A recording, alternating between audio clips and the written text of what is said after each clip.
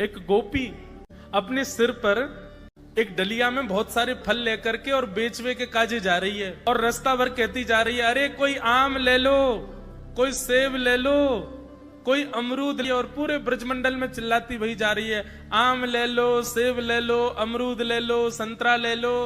उस स्वर को जब नंद नंदन ने अपने नंद भवन में क्रीड़ा करते हुए श्रवण किया, नन्हे से गोपाल जी हैं, केवल 3 वर्ष की आयु है ठाकुर जी के, मोटे मोटे पाम, मोटे मोटे हाथ, ठाकुर जी को नेक्स सो पेट, बटुआ सो मुंह, और ठाकुर जी क्रीड़ा कर रहे हैं। और क्रीड़ा करते करते तोतली बाणी में यशोदा मैया से कहने लगे, बोले मैया मैं फल खरीदवे जाऊंगो।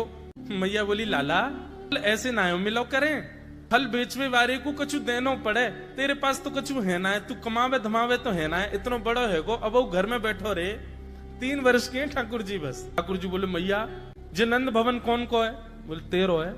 लाख गैया कौन की है? बोले जेऊ तेरी है। और ये नंद बाबा कौन को है? बोले येऊ तेरो। और मैया तू कौन की है? बोले मैं भी तेरी हूँ। मैं इतनी सबरी संपत्ति को मालिक हूँ, तू यूं कैसे कह रही है? मैं कछु कमाऊं धमाऊं ना, ये सबरो मेरो ही है मैया।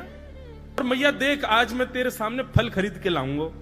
बोली जा, मैं भी तो देखूं कैसे जाएगा।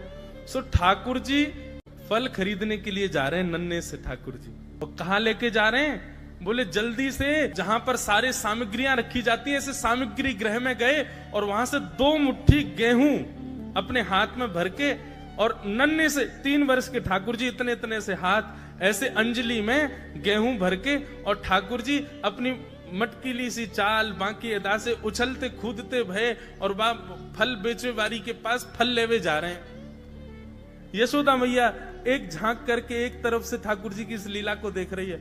अब कूदते भय ठाकुर जी जा रहे हैं। जितने गेहूं लिए, कितने गेहूं आए होंगे ठाकुर जी के हाथ में? ज्यादा से ज्यादा आए होंगे 25-30। और वो यूं उछलते उछलते गए, सब गिर गए। अरे कोई आम ले लो, सेब ले लो, अमरूद ले लो, कहती हुई जैसे ही जा रही थी, तभी उसकी दृष्टि पड़ी एक गली में, और वो गली जा रही थी नंद भवन की ओर। नंद भवन से नन्हे से बालक, नन्हे से सांवरे सलोने ठाकुर जी, छोटी सी धोती पहनी है, हाथन में पद्म राग के कड़ूला पहने हैं, गले में कौस्तुभ मणि पहनी है, सुंदर घुंघराले केशन को गूंथ करके यशोदा मैया ने ऊपर सुंदर मोतीन से लड़ बांध करके वहां में एक मोर पीछ लगायो भयो है। नन्हे से ठाकुर जी इतनी व्याकुल भरी दृष्टि से देख रहे हैं उस फल बेचने वाली को कि कहीं चली ना जाए, वहां से पहले मैं जाके आते फल ले लूं। ठाकुर जी के उस रूप को देखते ही वो फल बेचने वाली वहीं रुक गई, देखने लगी सुंदर से ठाकुर जी को। ठाकुर जी बाके सामने जाके खड़े है गए। उसने अपने फल की डलिया नीचे रखी। ठाकुर जी फल देख रहे हैं कौन से लेने। अब उंगली करके ठाकुर जी कह रहे हैं, जेवारो दे दो, जेवारो दे दो, ये दे दो, ये दे दो। करते करते करते पूरी डलिया ही कह दी। बोले सबरी दे दो। गोपी बोली, अरे लाला ये सब ऐसे ही ले जाएगो, कछु देगो ना मोकू? अरे ऐसे ना मिलो करे, कछु देनो पड़े, चल कछु दे मोकू तभी मिलेगी। ठाकुर जी बोले, तो फिर रो काई क्यों रही है? मैं ऐसे थोड़ी लेके जाऊंगा, नंद बाबा को ला लाऊं, मेरी सभी संपत्ति है, मैं अपनी संपत्ति में से कछु हिस्सा तुमको दूंगा तब फल लेके जाऊंगा। अच्छा दियो, कहा देगो संपत्ति में? तो जितने गेहूं ठाकुर जी भर के लाए, वहां में से केवल एक बचो ठाकुर जी के हाथ में। और ठाकुर जी मुट्ठी खोल के वो एक गेहूं ले में, और बड़े संकोच वश कि अब एक ही बचो, कहा करूं, ले जे है उस एक गेहूं के दाने को अपने हाथ में लेकर के कोमल से ठाकुर जी की उस मुखाकृति को देख करके वो फल बेचने वाली की तो सुध बुद्धि चली गई।